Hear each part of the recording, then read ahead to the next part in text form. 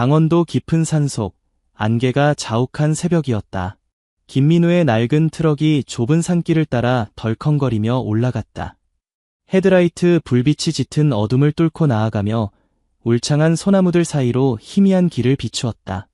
트럭 뒤편에는 순백색 털을 가진 진돗개 한 마리가 조용히 앉아 있었다. 하얀이, 그 이름처럼 눈처럼 하얀 털을 가진 암컷 진돗개였다. 그녀의 검은 눈동자는 여전히 민우를 향해 신뢰와 사랑으로 가득 차 있었다. 3년 전 길에서 주워온 그 작은 강아지가 이제는 당당한 어미가 되어 있었다. 그녀 옆에는 작은 나무 상자가 놓여 있었고 그 안에서는 3마리의 새끼 강아지들이 어미의 따뜻한 체온을 그리워하며 가느다란 울음소리를 내고 있었다.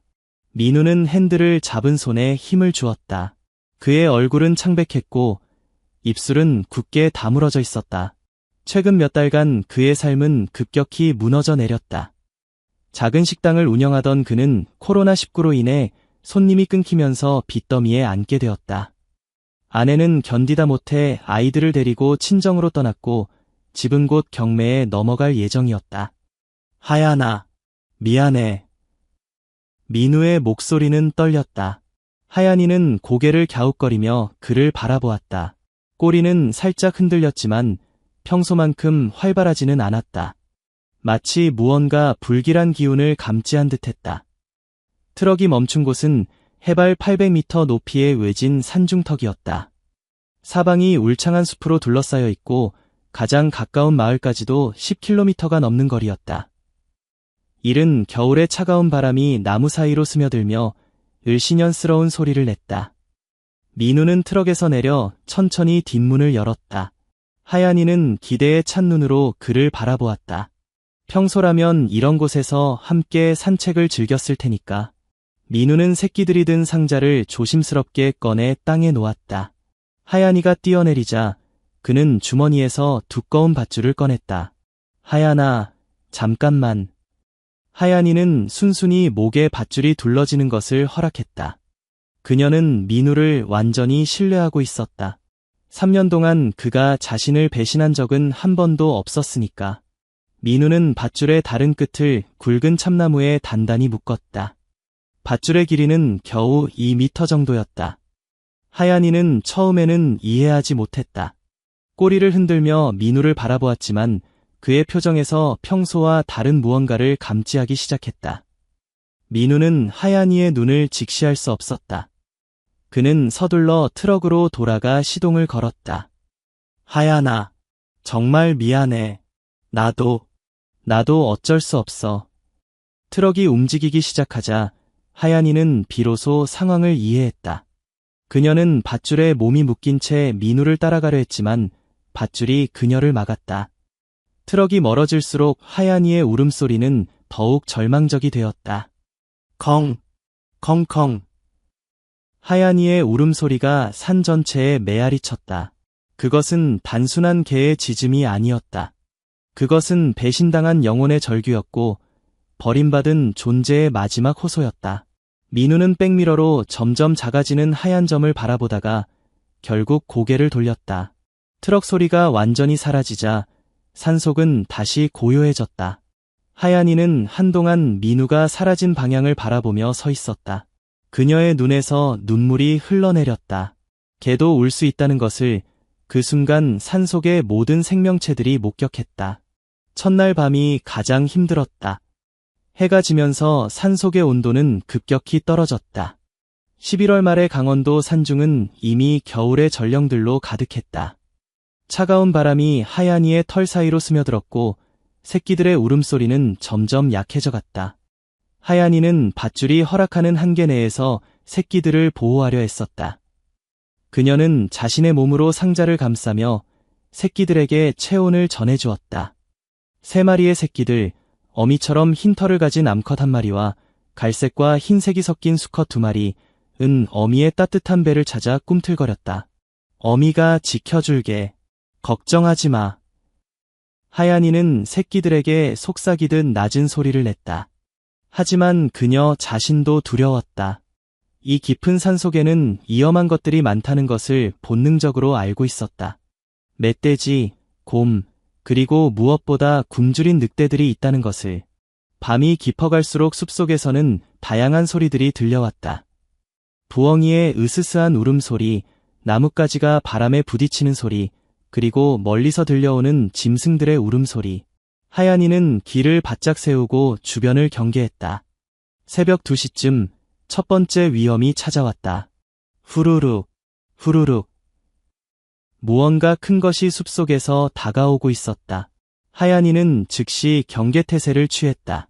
털이 곤두서고 이빨을 드러내며 낮은 으르렁거림을 냈다.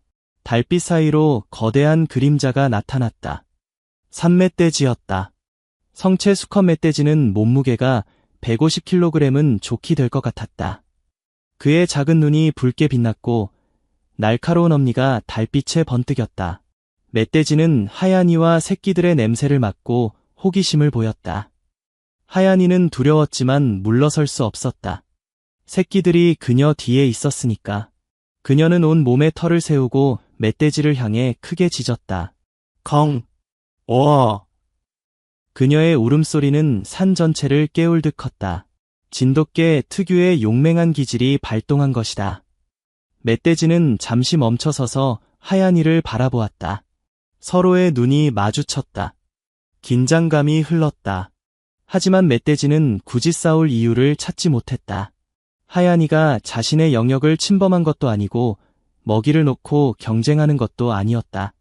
몇 분간의 대치 후 멧돼지는 그냥 지나가 버렸다. 하얀이는 온 몸이 떨렸다.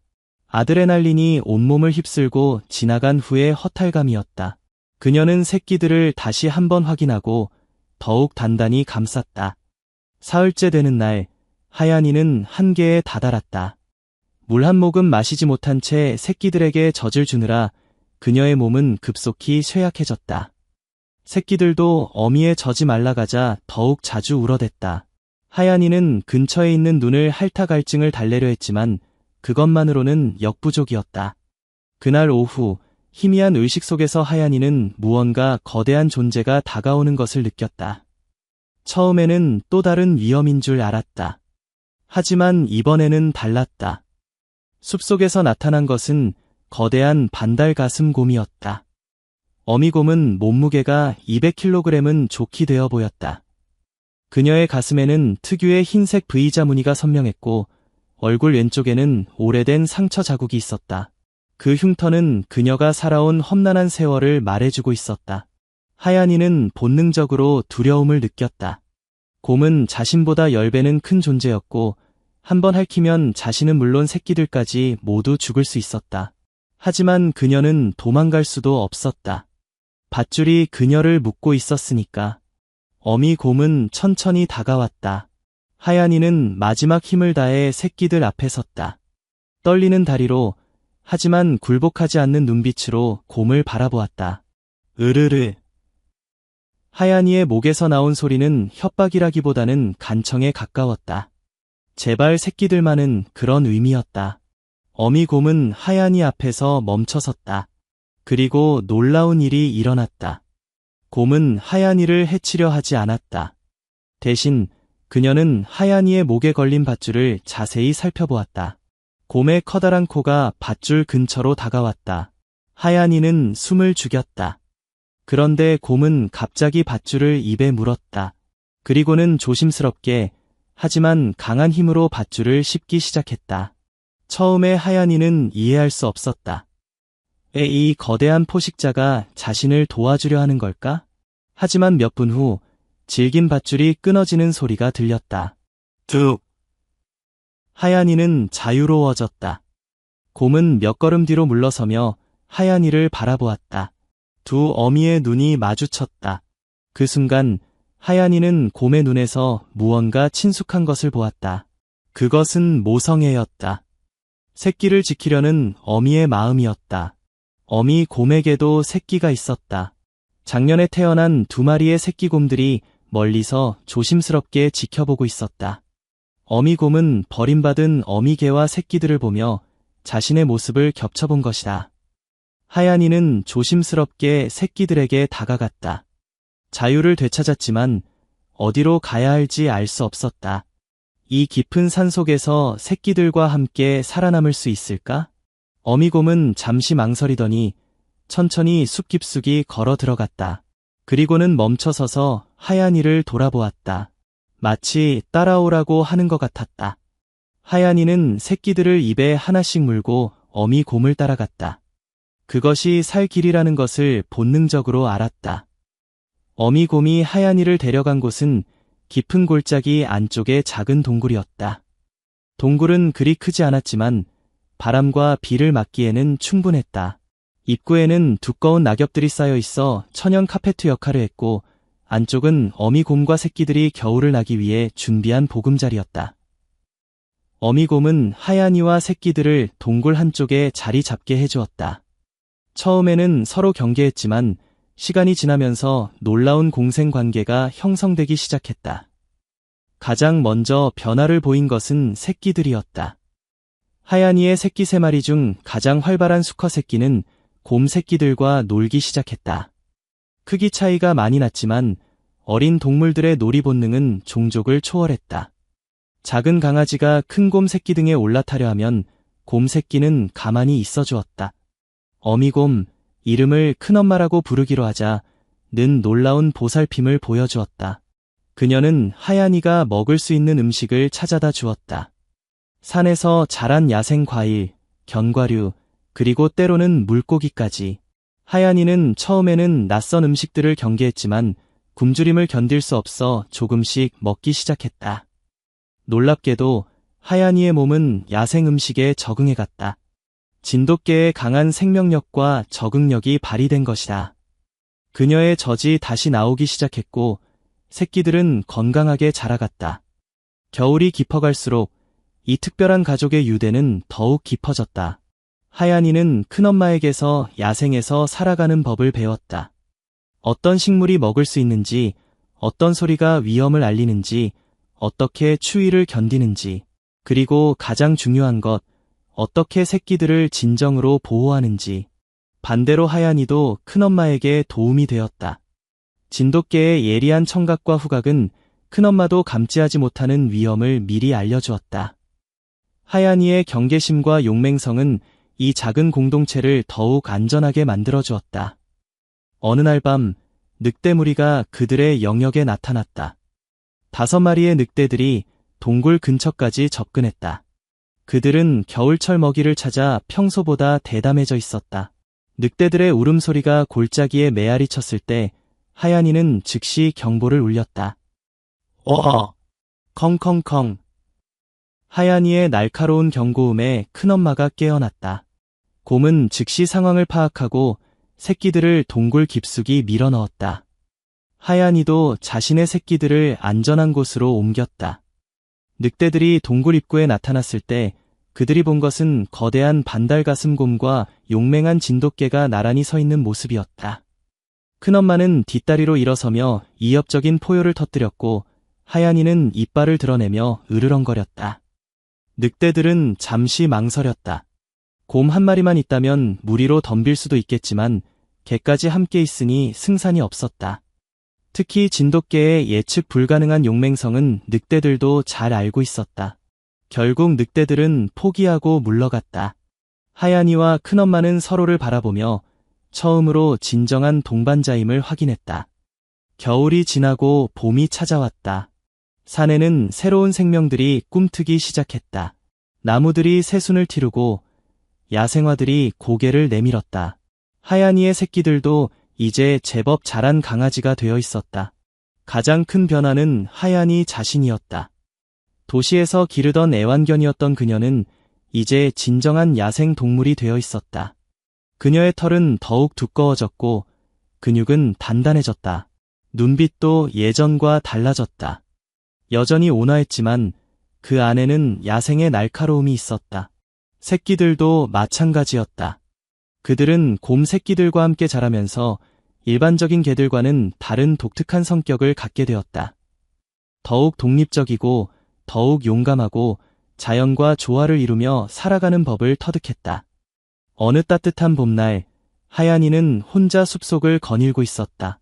새끼들은 큰엄마와 곰 새끼들과 함께 계곡에서 물고기를 잡는 법을 배우고 있었다. 하얀이는 오랜만에 혼자만의 시간을 갖게 되었다. 그때 저 멀리서 익숙한 소리가 들려왔다. 트럭 엔진 소리였다. 하얀이의 기가 바짝 섰다. 그녀의 심장이 빨리 뛰기 시작했다. 그 소리는 분명히 하얀이는 소리가 나는 방향으로 뛰어갔다. 숲속의 나뭇가지들이 그녀의 털을 스쳤지만 그녀는 멈추지 않았다. 마침내 그녀가 도착한 곳은 1년 전 자신이 버림받았던 바로 그 자리였다. 그리고 그곳에서 하얀이는 그를 다시 만났다. 민우는 많이 변해 있었다. 1년 전보다 훨씬 말라 있었고 머리에는 흰머리가 섞여 있었다. 그의 얼굴에는 깊은 주름이 패여 있었고 눈가에는 지울 수 없는 슬픔이 있었다. 그는 트럭에서 내려 조심스럽게 주변을 둘러보았다. 손에는 큰 봉지를 들고 있었다. 사료와 물, 그리고 담요가 들어있는 봉지였다. 하얀아, 혹시 내가 아직 살아있다면. 민우의 목소리는 떨렸다. 그는 1년 동안 매주 이곳에 왔다. 처음에는 죄책감 때문이었다. 하지만 시간이 지날수록 그것은 속죄의 의미로 바뀌었다. 그의 삶은 하얀이를 버린 후 더욱 나빠졌다. 집은 결국 경매로 넘어갔고 그는 작은 고시원에서 혼자 살게 되었다. 낮에는 건설 현장에서 막노동을 하고 밤에는 편의점에서 야간 알바를 했다. 하지만 아무리 힘들어도 그는 매주 하얀이를 찾아 이 산에 왔다. 민우가 평소처럼 사료를 땅에 부으려는 순간이었다. 컹! 짧고 낮은 짖음소리가 들렸다. 민우는 깜짝 놀라 고개를 들었다. 그리고 그는 믿을 수 없는 광경을 목격했다. 숲속에서 한 마리의 진돗개가 걸어 나오고 있었다. 순백색 털을 가진, 하지만 예전보다 훨씬 늠름해진 개 한 마리가. 하얀이. 민우의 입에서 이름이 흘러나왔다. 하얀이는 민우로부터 10m 정도 떨어진 곳에서 멈춰섰다.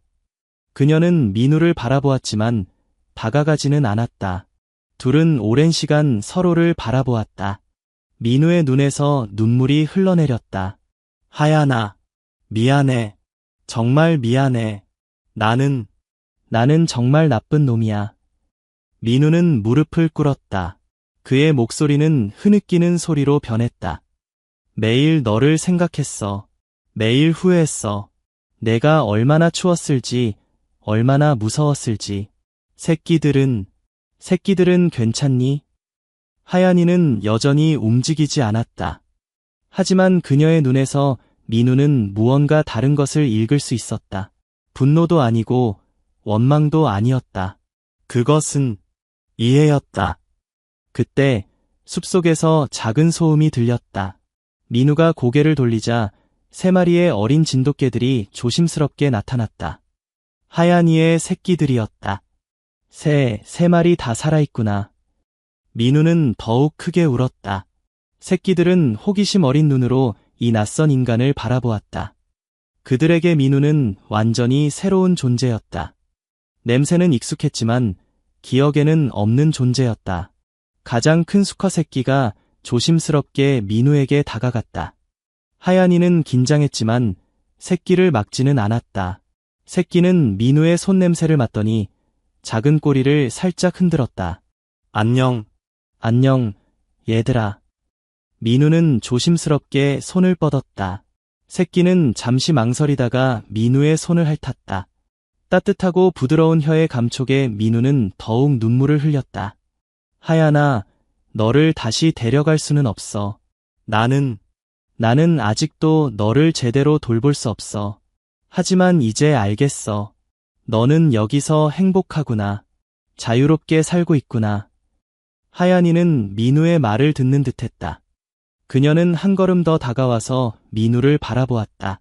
그리고는 고개를 끄덕이는 듯한 동작을 했다. 민우는 가져온 사료를 땅에 펼쳐놓았다. 새끼들이 먼저 다가와 먹기 시작했다. 하얀이는 조금 더 기다리다가 마침내 다가와서 사료를 먹었다.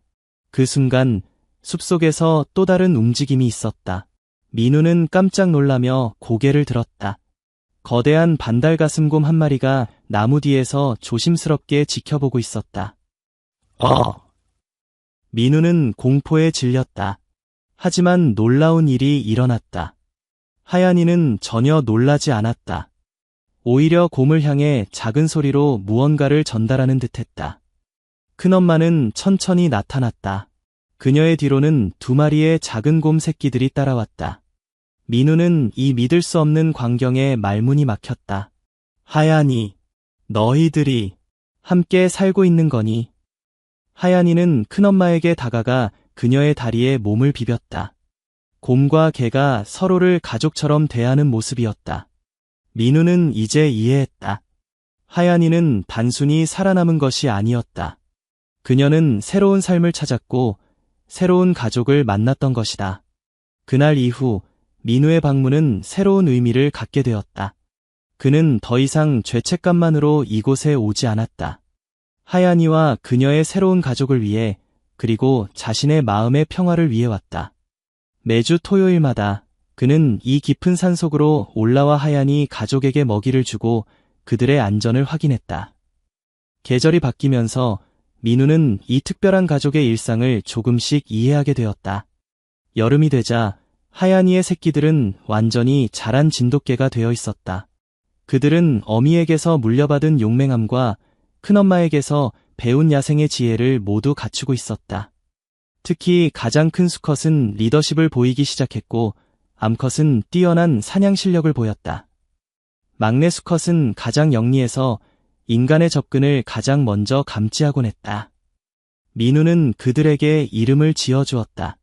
가장 큰 수컷은 태산이, 암컷은 별이, 막내 수컷은 슬기라고.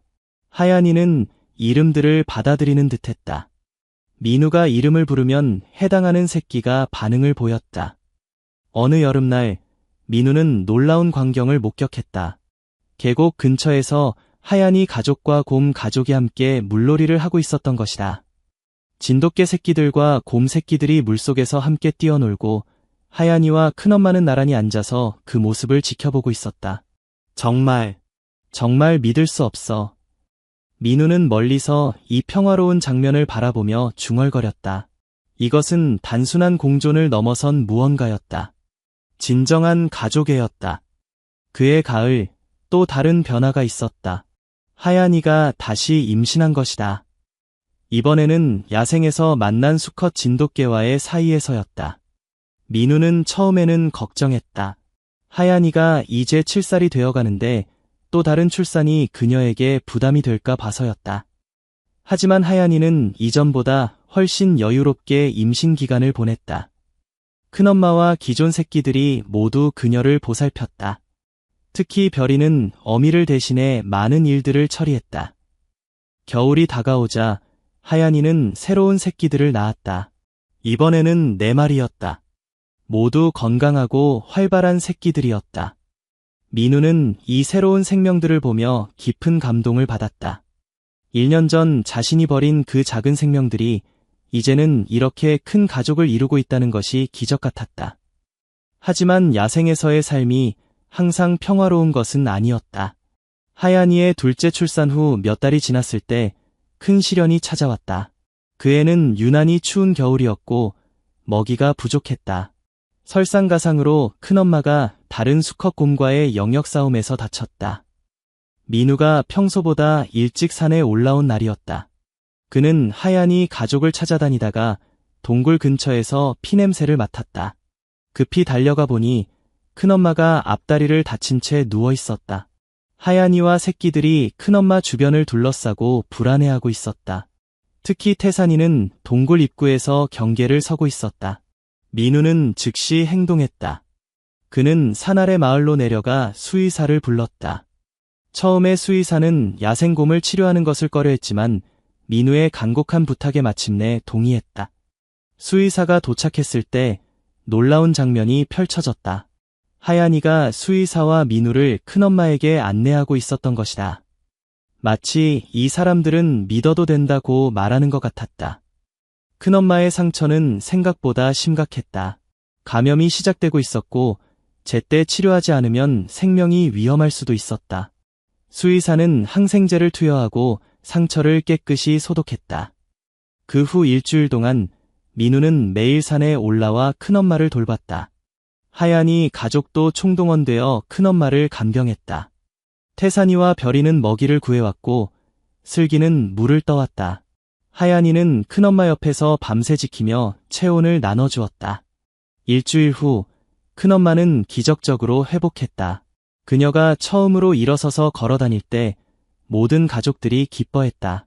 민우도 눈물을 흘렸다. 그 사건 이후 민우와 이 야생 가족 사이의 유대는 더욱 깊어졌다. 큰엄마조차 민우를 경계하지 않게 되었다. 때로는 민우가 동굴 근처에서 밤을 보내는 것도 허락했다. 시간이 흘러봄이 다시 왔을 때 하얀이 가족에게는 또 다른 변화가 있었다. 태산이가 짝을 찾은 것이다. 인근 산에서 내려온 야생 진돗개 암컷과 만나 새로운 가족을 꾸리기 시작했다. 별이도 마찬가지였다. 그녀는 용감하고 지혜로운 수컷 진돗개와 짝을 이뤘다. 이제 작은 골짜기에는 진돗개들이 여러 무리를 이루며 살게 되었다. 하지만 모든 무리의 중심에는 여전히 하얀이와 큰엄마가 있었다. 그들은 이 특별한 공동체의 원로이자 지혜의 상징이었다. 민우는 이 모든 변화를 지켜보며 깊은 감회에 젖었다. 자신이 버린 한 마리의 개가 이제는 수십 마리의 진돗개 무리의 조상이 되어 있었다. 그리고 그 모든 진돗개들이 자연과 조화를 이루며 살아가고 있었다. 어느 날 민우는 하얀이에게 특별한 선물을 가져왔다. 그것은 작은 목걸이였다. 가죽으로 만든 소박한 목걸이에는 작은 방울이 달려 있었다. 하얀아, 이걸 너에게 주고 싶어. 내가 받아줄까? 민우는 조심스럽게 목걸이를 내밀었다. 하얀이는 잠시 망설이더니 고개를 숙여 목걸이를 받아들였다. 민우가 목걸이를 채워주는 동안 하얀이는 가만히 있어 주었다. 작은 방울 소리가 골짜기에 울려 퍼졌다. 그것은 화해의 소리였고 새로운 시작의 소리였다. 하얀이가 10살이 되었을 때 그녀는 이미 이 산의 전설이 되어 있었다. 인근 마을 사람들 사이에서는 곰과 함께 사는 신비한 흰개에 대한 이야기가 전해졌다.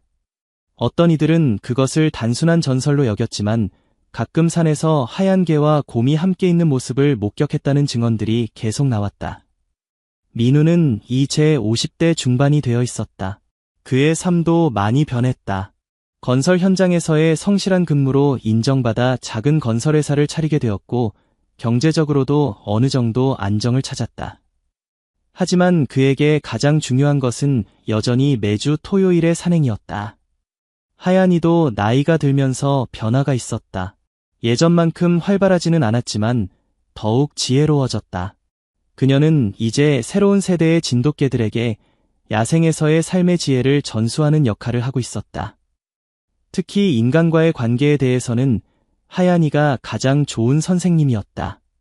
그녀는 새끼들에게 언제 인간을 신뢰할 수 있는지, 언제 경계해야 하는지를 가르쳤다.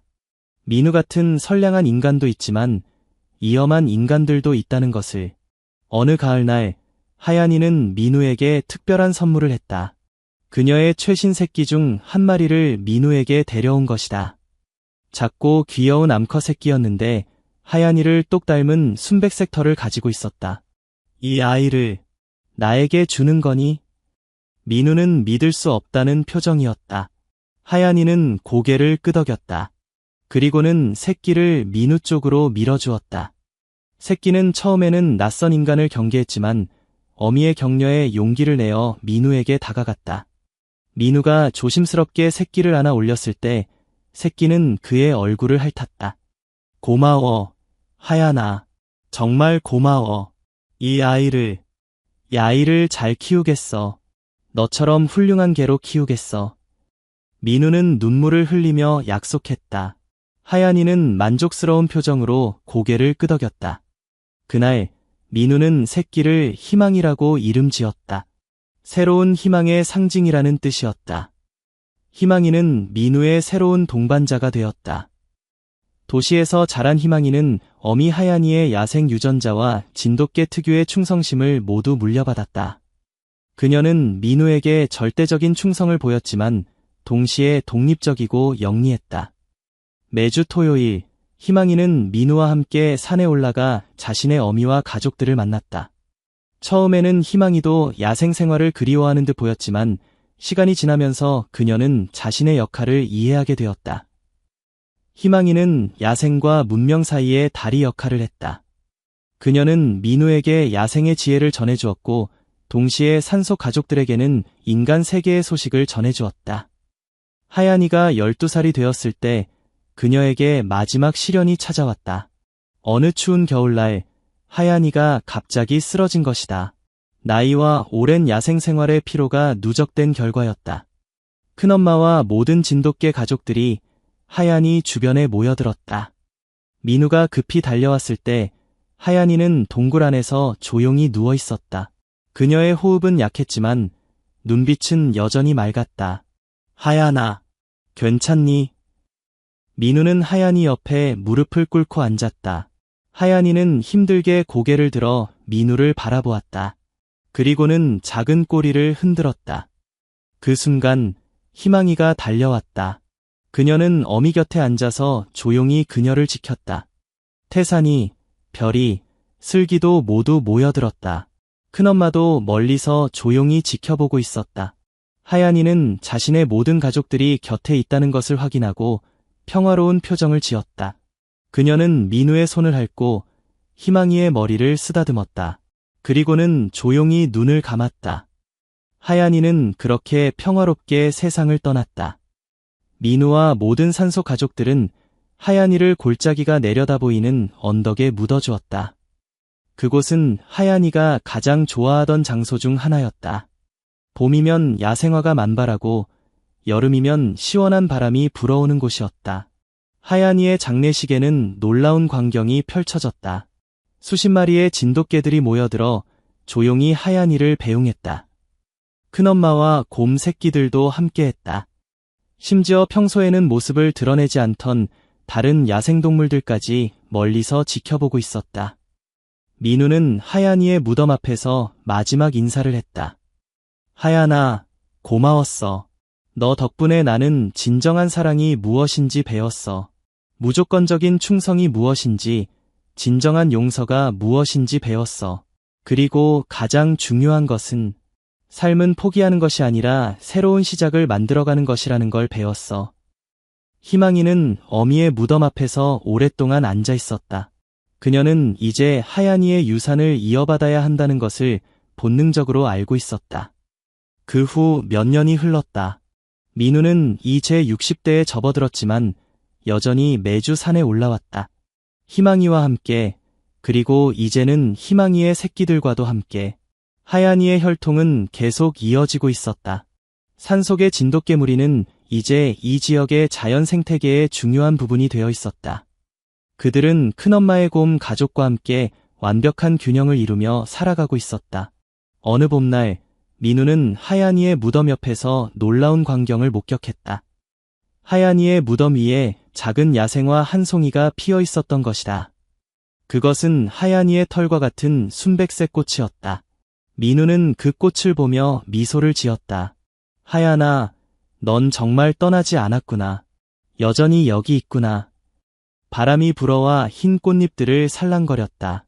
마치 하얀이가 대답하는 것 같았다. 지금도 그 산에는 하얀이의 후손들이 살고 있다. 마을 사람들은 그들을 산신령의 개들이라고 부른다. 때때로 등산객들이 순백색 진돗개와 거대한 곰이 함께 있는 모습을 목격하곤 한다.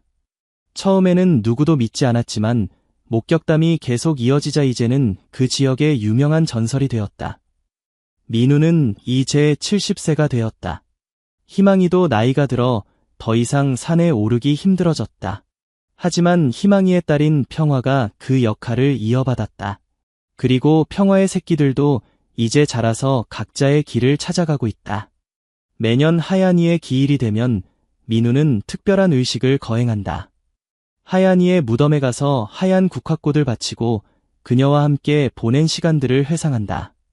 그리고 산속의 모든 진돗개들과 곰 가족들이 모여서 조용히 하얀이를 기린다. 그 자리에서 민우는 항상 같은 이야기를 한다. 사랑은 소유하는 것이 아니야.